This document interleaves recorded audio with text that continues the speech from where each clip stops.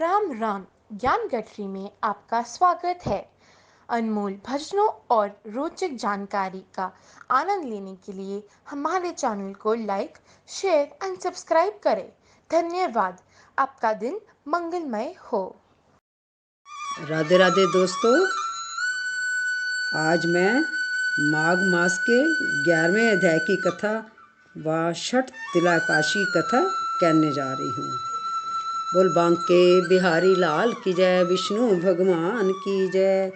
विष्णु दूत ने कहा, वैश्यवर, अब तुम विष्णु भक्ति का महात्म व एकाशी महात्म के विषय में ध्यान पूर्वक सुनो। मैं इनके विषय में विस्तार से बता रहा हूँ। जो मनुष्य ओम नमो भगवते वासुदेवाय, ओम नमो नारायण, ओम नमो गोविंदाय, ओम नमः शिवाय तथा हरि ओम तत्सत इत्यादि भक्ति पूर्वक पवित्र मन से जाप करते हुए शिवजी और विष्णु भगवान का ध्यान करते हैं, उन्हें दोनों लोकों में सुख प्राप्त होता है। ऐसे भक्त विष्णु रूप को प्राप्त करते हैं।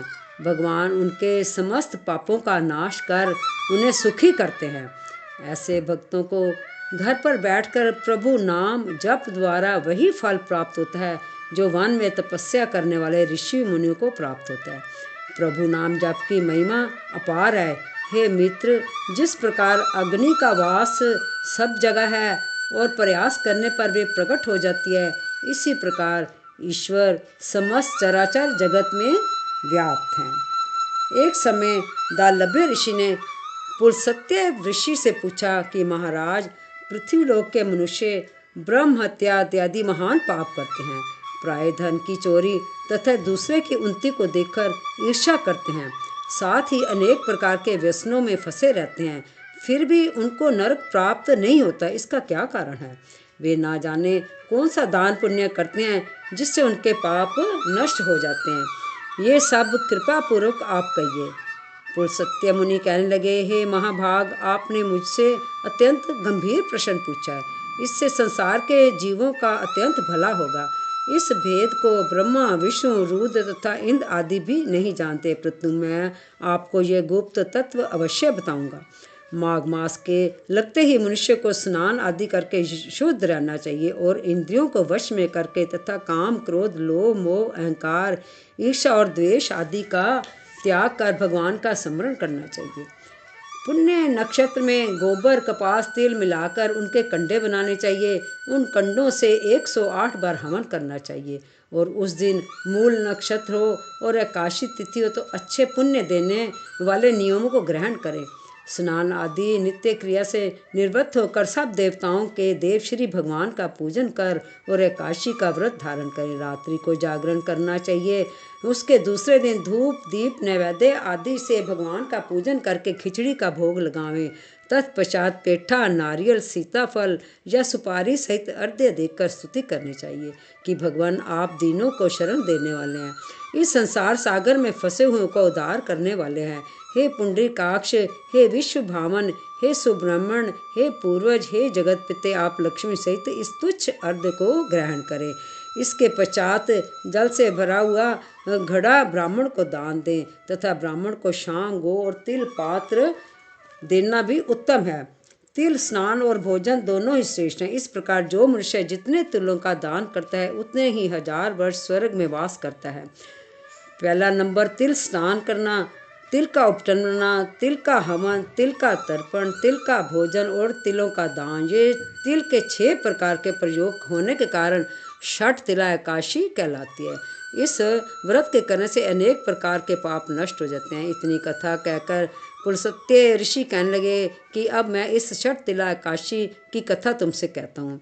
एक समय नारद जी ने भगवान श्री विष्णु जी से यही प्रश्न किया था और भगवान ने षठ तिला एकादशी का महत्व जो नारद जी को कहा था वो मैं तुमसे कहता हूँ। नारद जी कहने लगे, हे भगवान, षठ तिला एकादशी का क्या पुण्य होता है, इसकी क्या कथा है, सो मुझसे कहिए। भगवान कहने लगे, हे नारद, मैं तुमसे आंखों देखी सत्य घटना कहता हूँ, तुम ध्यान पूर्वक सुनो। प्राचीन काल में मृत्यु लोक में एक ब्राह्मणी रहती थी।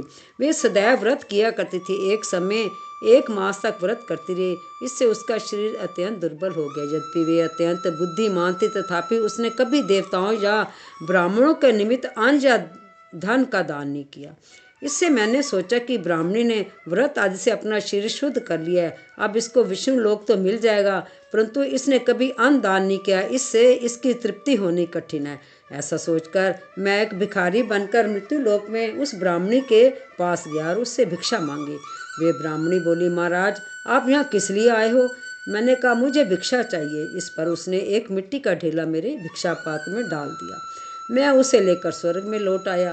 कुछ समय पश्चात वे ब्राह्मणी भी शरीर त्याग कर स्वर्ग में आ गई। उस ब्राह्मणी को मिट्टी का दान करने से स्वर्ग में सुंदर महल मिला, परंतु उसने अपने घर को अन्न आदि तथा सामग्रियों से शून्य पाया। घबरा कर वे मेरे पास आई और कहने लगी, भगवान मैंने अनेकों व्रत आदि से आपकी पूजा की है, परंतु फिर भी मेरा घर अन्न आदि सब वस्तुओं से शून्य है, इसका क्या कारण है? मैंने कहा कि पहले तुम अपने घर जाओ, देव स्त्रियाँ तुम्हें देखने के लिए आएंगी, पहले उनसे छठ तिलकाशी का पुण्य और विधि सुन लो, तब द्वार खोलना। मेरे ऐसे वचन सुनकर वे अपने घर गई। तब जब देव स्त्रियाँ आई और द्वार खोलने के लिए कहा तो ब्राह्मणी बोली कि आप मुझे देखने के लिए आई हो तो छठ तिलकाशी का महात्म कहिए। उनमें से एक देव स्त्री कहने लगी कि मैं कहती हूँ। जब ब्राह्मणी ने छठ तिलकाशी का महात्म सुना तो फिर उसने द्वार खोला। देवांगाओं ने उससे देखा कि ना तो गांधर्वी ना आसुरी वर्ण पहले जैसी मानसी है। उस ब्राह्मणी ने भी उनके कथा अनुसार छठ तिलकाशी का व्रत किया। इसके प्रभाव से वे सुंदर और रूपवती हो गई तथा उसका घर अन्न आदि समस्त सामग्रियों से युक्त हो गया। अतः मनुष्यों को मूर्खता त्याग कर छठ तिलकाशी का व्रत और लोभ ना करके तिल आदि का दान करना चाहिए। इससे दुर्भाग्य, दरिद्रता तथा अनेक कष्ट दूर होकर उसको मोक्ष की प्राप्ति होती है। बोलो विष्णु भगवान की जय।